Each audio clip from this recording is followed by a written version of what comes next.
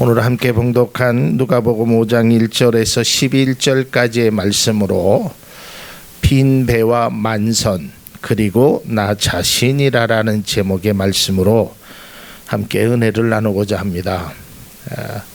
누가복음 5장 1절에서 11절 말씀은 아주 우리가 익히 잘 아는 말씀이고 주일학교 선생님을 해보신 분들은 이 말씀으로 아이들을 많이 가르쳤던 아주 유명한 말씀 중에 하나입니다. 이 본문에 보면 이 베드로는 그날 아침에 아주 허탈한 마음으로 빈 배에서 그물을 손질하고 있었습니다. 그 배에 예수님께서 찾아오셨습니다.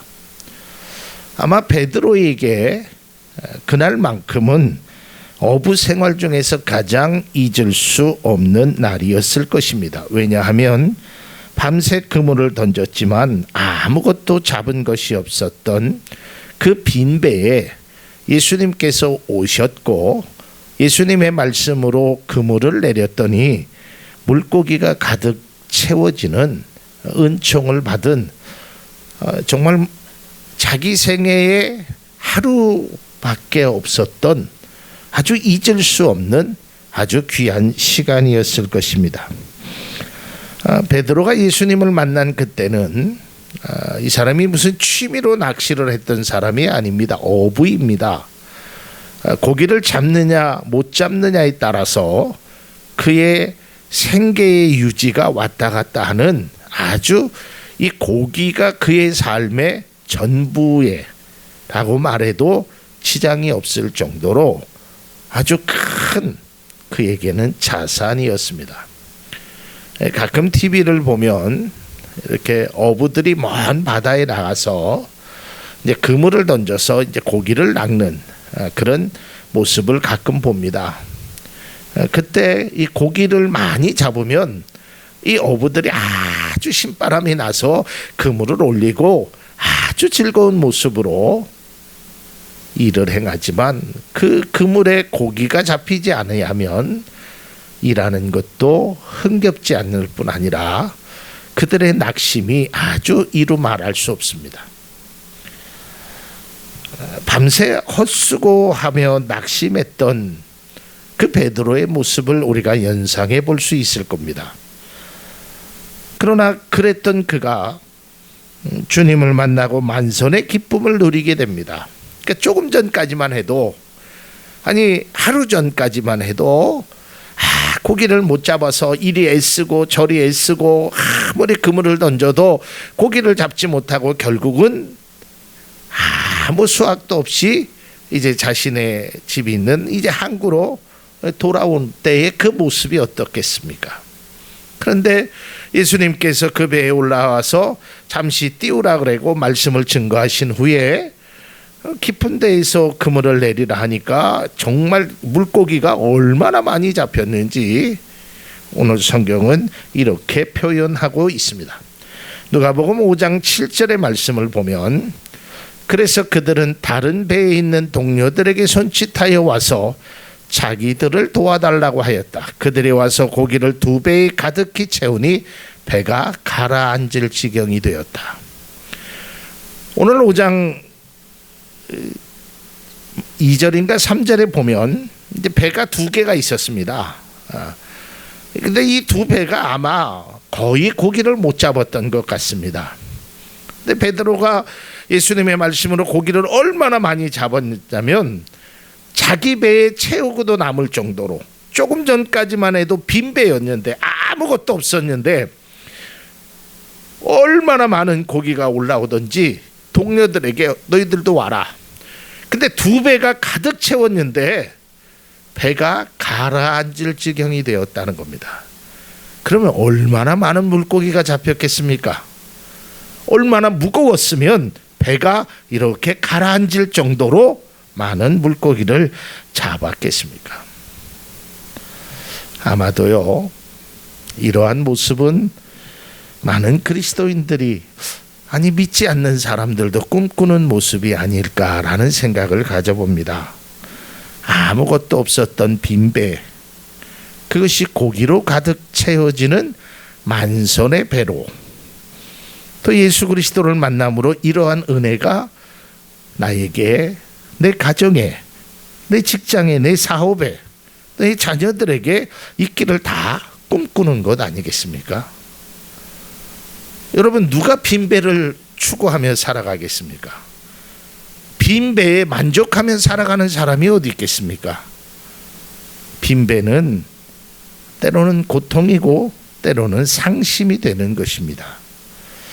그런데 예수 그리스도를 만남으로, 예수님의 말씀으로 빈배가 만선의 큰 은혜가 되었다는 것입니다. 그래서 우리는 이렇게 기도합니다. 하나님, 나에게도 만선의 복을 주옵소서. 야베스의 축복이 내게도 임하게 하옵소서. 야곱의 축복이, 요셉의 꿈이 나에게도 내 자녀에게도 이루어지게 하옵소서. 다 우리는 이렇게 기도합니다. 저도 그렇게 기도합니다. 그리고 이러한 꿈과 소망을 가지고 신앙생활을 합니다. 어떤 분은 하나님 앞에 축복받은 그 모습을 보면서, 하나님, 나도 저 집사님처럼, 저 성도님처럼, 저 장로님처럼, 저 권사님처럼 나도 그런 복을 좀 받게 해주십시오. 자녀가 잘 되고 또 가정의 평화로운 그 모습을 바라보면서 우리가 꿈꾸는, 각자의 나름대로 만선의 복을 꿈꾸고 있다라는 것입니다. 이러한 꿈과 소망이 우리에게 있습니다. 필요합니다. 또 성경에서도 하나님께서 복을 주시겠다라고 말씀하셨습니다. 인류 최초의 인간인 아담과 하와에게 하나님은 이렇게 말씀하셨습니다. 창세기 1장 22절에 보면 하나님이 그들에게 복을 주시며 이르시되 생육하고 번성하여 여러 바닷물에 충만하라, 새들도 땅에 번성하라 하시니라. 그러니까 하나님께서 모든 것들에게 다 복을 주셨다는 것입니다. 또한 민수기 6장 24절에 보면 여호와는 내게 복을 주시고 너를 지키시기를 원한다라고 말하고 있습니다. 그러니까 하나님은 우리에게 복을 주시기를 원하신다라는 겁니다. 또 신명기 2장 7절에 보면 내 하나님 여호와께서는 내가 하는 모든 일에 내게 복을 주신다. 얼마나 큰 축복입니까? 내가 하는 모든 일에, 네가 손대는 모든 것들에 하나님이 복을 주시겠다라는 겁니다. 바로 이러한 복을 오늘 베드로가 받은 것이죠. 빈배였던 그가 조금 지나서 만선의 큰 복을 받았습니다. 여러분, 한번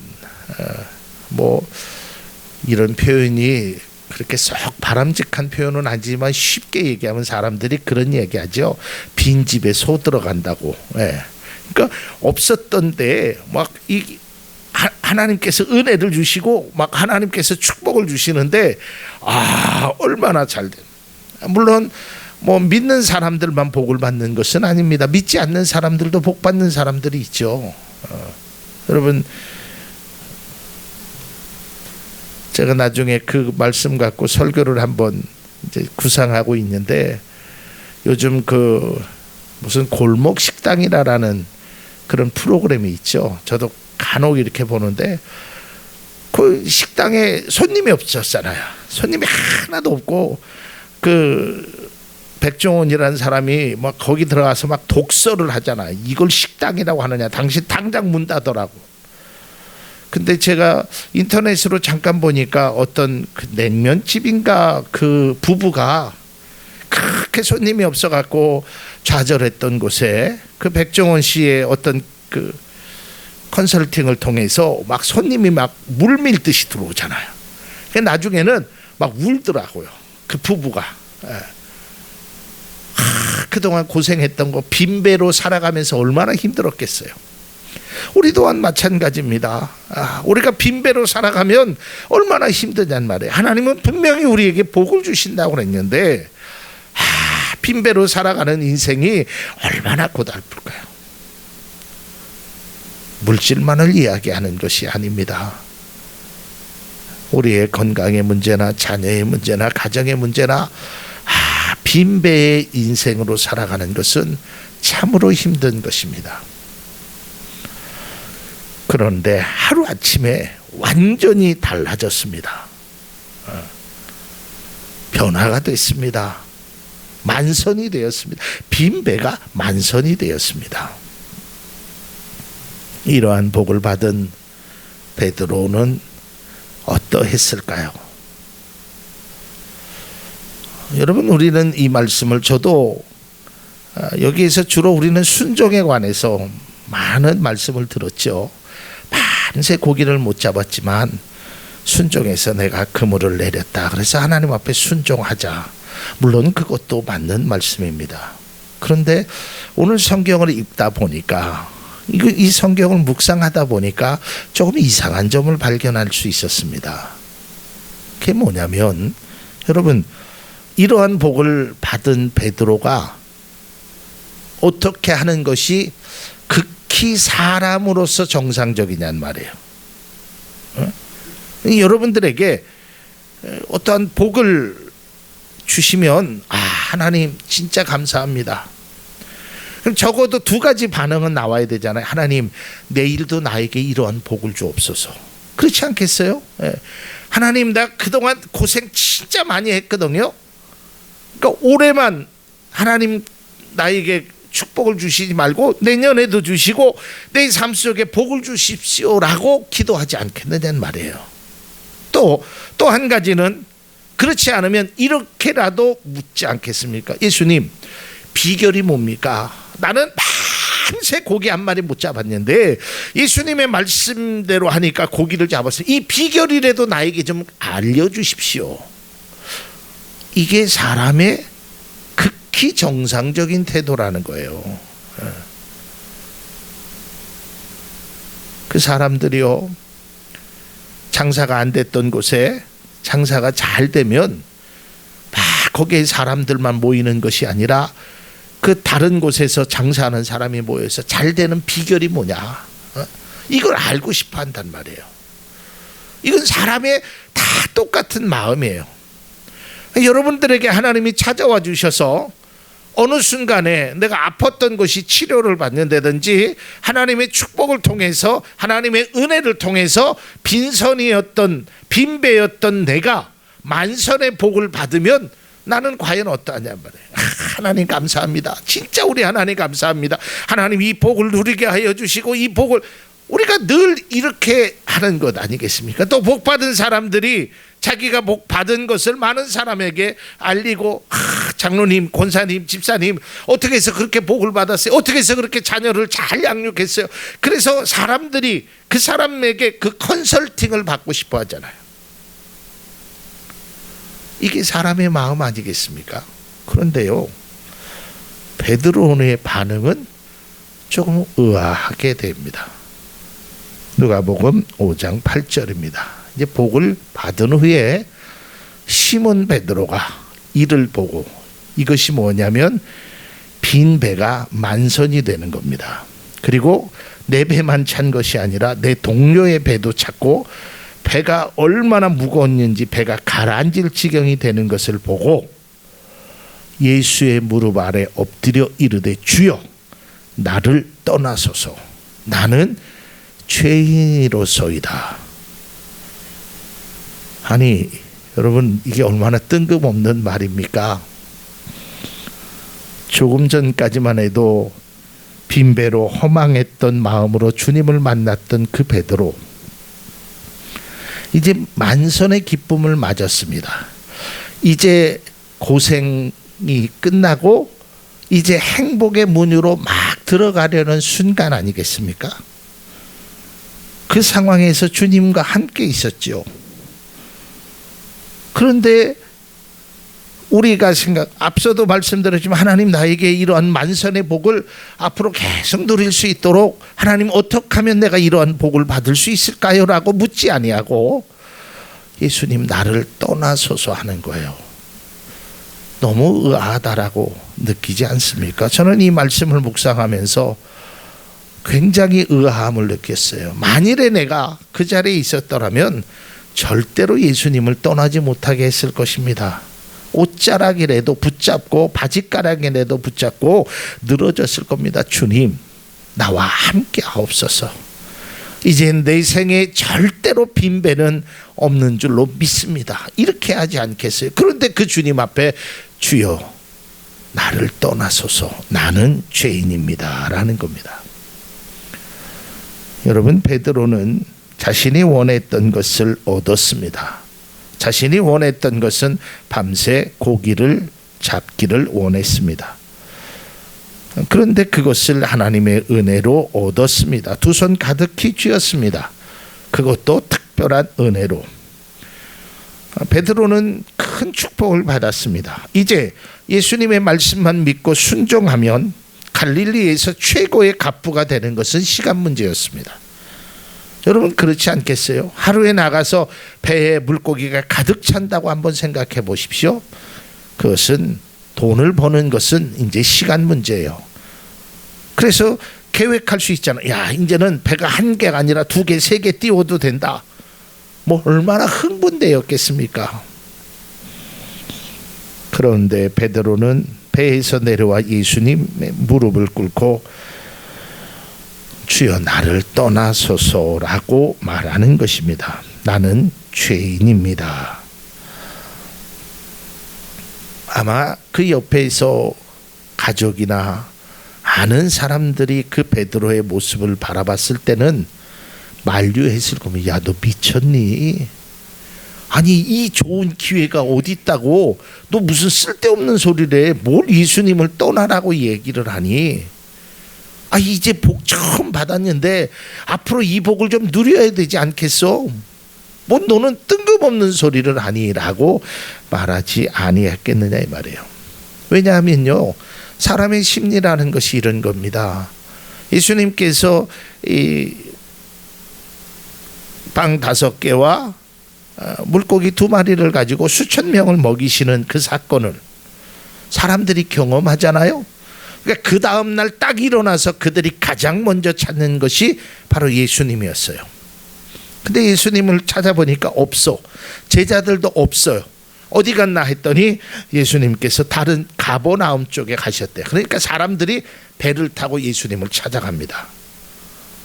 왜요? 또 보여달라고, 또 먹여달라고. 이게 사람의 이건 자연스러운 반응 아니겠습니까? 그 반응이 요한복음 6장 24절에 나옵니다. 무리가 많은 사람들이 거기에 예수도 안 계시고 제자들도 없음을 보고 곧 배들을 타고 예수를 찾으러 가버나움으로 가서, 이때 예수님께서 이들을 향하여 얘기하지, 네가 나를 찾는 까닭은 먹는 음식 때문에 나를 찾는 것이다 라고 예수님이, 당연한 거죠. 여러분, 어떤 사람이 이 좋은 기회를 버릴 수 있는 사람이 어디 있겠습니까? 그런데 베드로는 왜 그랬을까?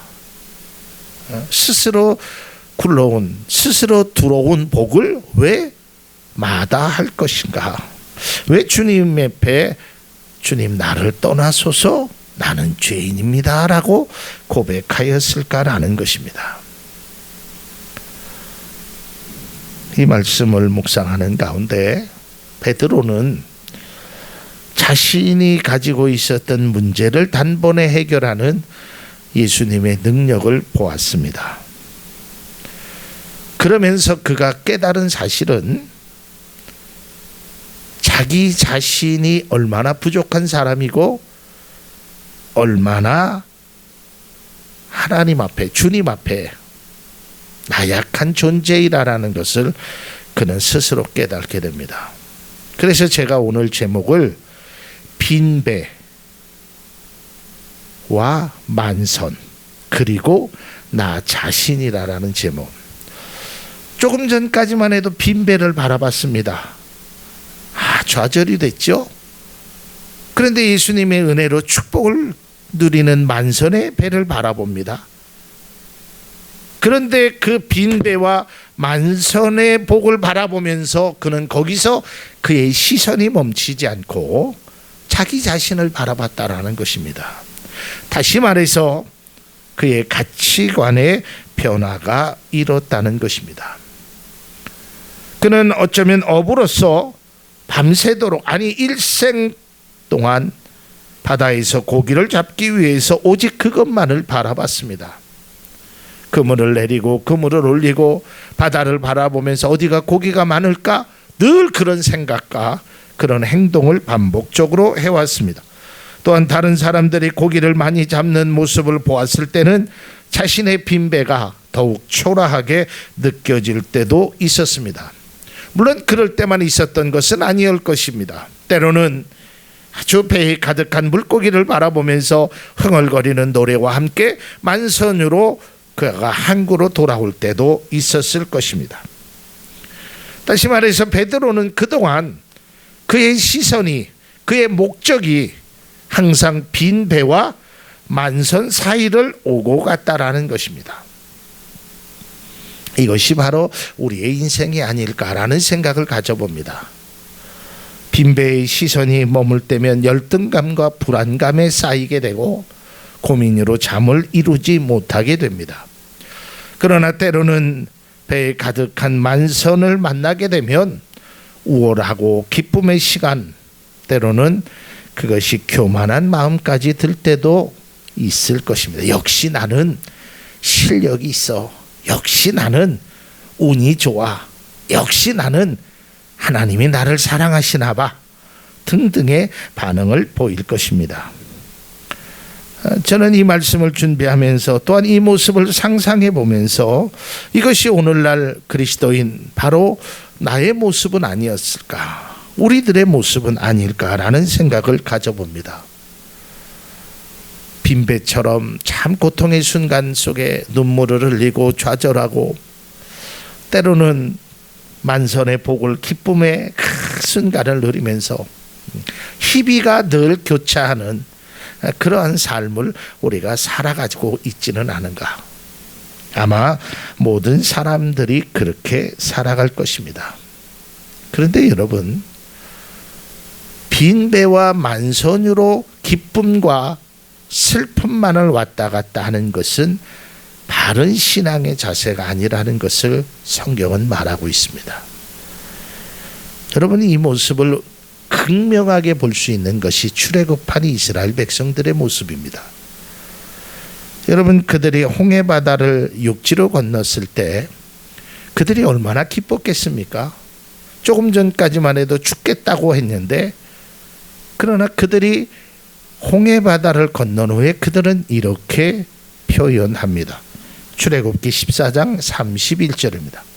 이스라엘이 여호와께서 애굽 사람에게 행하신 그 큰 능력을 보았으므로 백성이 여호와를 경외하며 여호와와 그의 종 모세를 믿었더라 그랬어요.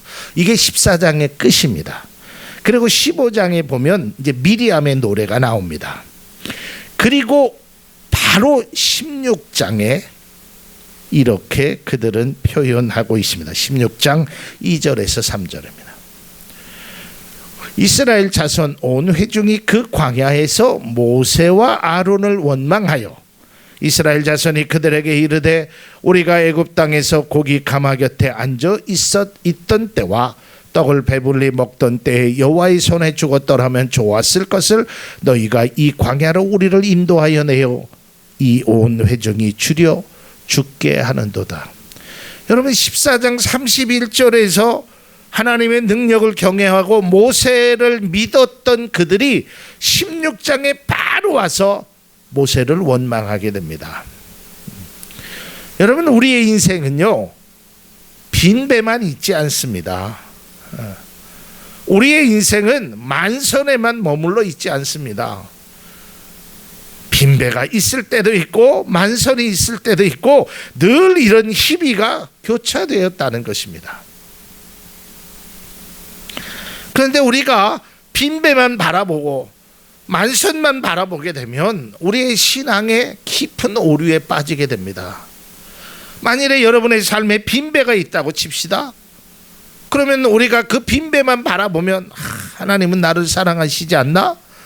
하나님은 나에게 왜 복을 주시지 않지? 하나님은 왜 나에게 내 기도를 들어주시지 않지? 이렇게 생각하지 않겠습니까? 또 반대로 만선의 복을 받게 되면 물론 하나님의 은혜에도 감사하지만 역시 나는 남달라. 때로는 우쭐거리는 마음이 우리 가운데 있다라는 것입니다. 분명한 것은요, 하나님께서는 믿음의 자녀들이 빈배의 모습으로 살아가는 것을 원치 않으십니다. 주님은 우리에게 필요한 것이 무엇인지 그것이 있어야 할 것을 아시는 분이라고 주님은 말씀하실 뿐 아니라 좋은 것을 주시겠다 그랬어요. 마태복음 6장 32절의 말씀을 보면 너희 하늘 아버지께서는 이 모든 것이 너희에게 필요하다는 것을 아신다. 또한 7장 11절에 보면 너희가 악해도 너희 자녀에게 좋은 것을 줄 알거든 하물며 하늘에 계신 너희 아버지께서 구하는 사람에게 좋은 것을 주지 아니하시겠느냐. 그러니까 하나님은 우리에게 좋은 것을 주신다는 겁니다. 근데 여기서 우리가 꼭 기억해야 할 것은, 조심해야 할 것은 만선이라고 해서 들떠서 우쭐대지 말고 빈배하고 좌절하고 실망하고 낙심하지 말라라는 것입니다. 그리스도인들에게 중요한 것은 빈배와 만선으로 인하여 우리의 신앙이 오락가락하면 안 된다는 것을 오늘 극명히 이 말씀 속에서 우리가 깨달아야지는 겁니다. 다시 한번 강조하지만 하나님은 우리에게 빈배를 주고자 하시는 분은 아닙니다. 만선의, 예수님께서 베드로를 통하여 만선의 은혜를 주셨듯이 여기 계신 모든 성도들에게도 주님께서 만선의 은혜를 주시는 겁니다. 그러나 그 만선의 은혜를 받는 과정 속에서 빈배라는 그런 과정이 우리에게 찾아올 때도 있다라는 것입니다. 항상 좋은 날만 우리에게 있지 않습니다. 그리고 여러분, 항상 좋은 날만 있는 사람은 그 좋은 날이 좋은 날이라고 여겨지지 않는다는 것입니다. 여러분, 요즘 여러분들 나가실 때 마스크를 착용하고 나가시죠? 여러분, 우리나라가 언제부터 이렇게 됐습니까? 언제부터 미세먼지라는 것이 우리를 괴롭혔습니까? 여러분, 몇 년 되지 않았어요. 불과 10년 전만 해도, 불과 5년 전만 해도 미세먼지라는 단어조차 없었어요. 가끔 봄에 황사가 불어오는 것은 있었지만 그런 것이 없었어요. 그래서 우리나라 날씨는 항상 봄에, 가을에 청명한 하늘을 볼 수 있었어요. 근데 그때는 몰랐어요. 그 하늘이 그렇게 파랗고 구름이 떠 있고 그런 모습을 바라보는 것이 얼마나 좋은 일인지 그때는 우리가 몰랐단 말. 그런데 요즘은 이것이 가끔 비춰지잖아요. 늘 뿌연 미세먼지 때문에. 그제서야 파란 하늘의 고마움을 알듯이 우리가 늘 좋다고 해서 좋은 것을 느끼지 못한다는 것입니다. 주님이 원하시는 것은 오늘 말씀을 통하여 그리스도인들이 빈배와 만선에만 집중하는 것이 아니라 자기 자신을 바라보라라는 것입니다. 그리고 나를 바라보시며 능력과 사랑으로 채우시기를 원하시는 주님에게 시선을 돌리라는 것입니다. 베드로는 이것을 깨달았다라는 것입니다. 물론 좋았겠죠. 기뻤겠죠. 이것만 가지면 며칠을 일을 하지 않아도 내 자녀들이 원하는 건 내가 다 사줄 수 있다라고 그 기쁨이 왜 없겠습니까? 그러나 그 기쁨보다 자기 자신의 부족함을 먼저 깨달은 것이 더 중요하다라는 것입니다. 우리가 다시 한번 기억해야 될 것은 우리의 삶이, 우리의 모습이 늘 빈선과 만선 사이로 오고 가게 됩니다. 여러분, 좋은 일이 있게 되면 또 나쁜 일도 생기게 되고요. 인생 새옹지마라고 하지 않습니까? 그러나 여러분의 삶이 빈배라고 해서 여러분 좌절하거나 낙심하지 마십시오. 여러분들이 실망하고 좌절하는 것은 빈배를 바라봤기 때문에 그렇습니다. 우리의 시선이 빈배에만 초점이 되었기 때문에 그렇습니다. 실망은 되죠. 저도 실망할 때가 있습니다. 저도 빈배가 저의 삶에 찾아올 때는 실망이 되죠. 그러나 그 실망을 한다고 해서 빈배가 어떻게 바뀌어지지는 않는다는 것을 알게 되었습니다. 우리의 시선이 빈배에만, 때로는 만선에만 초점이 맞춰지는 것이 아니라 나를 누구보다 사랑하시고 나에게 은혜를 주시는 하나님께 초점을 맞춘다면 빈배가 올지라도 낙심하지 않고 만선이 온다고 하여도 교만하지 않는 우리의 참된 복을 누릴 수 있는 그리스도인의 삶이 바로 우리의 모습이 되어야 된다라는 것입니다.